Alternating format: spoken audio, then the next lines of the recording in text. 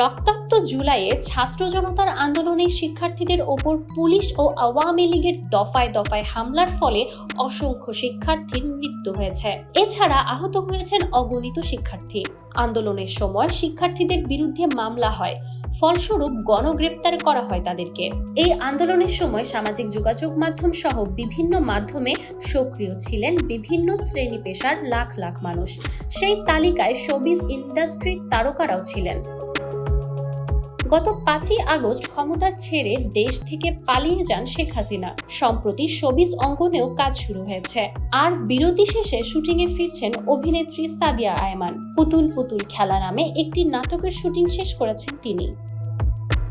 এ বিষয়ে গণমাধ্যমকে দেয়া এক সাক্ষাৎকারে সাদিয়া আয়মান বলেন, আন্দোলন এবং বন্যায় দেশের পরিস্থিতি ভালো ছিল না। পরিস্থিতি বিবেচনা করে ওই সময় কাজ করা সম্ভব হয়নি।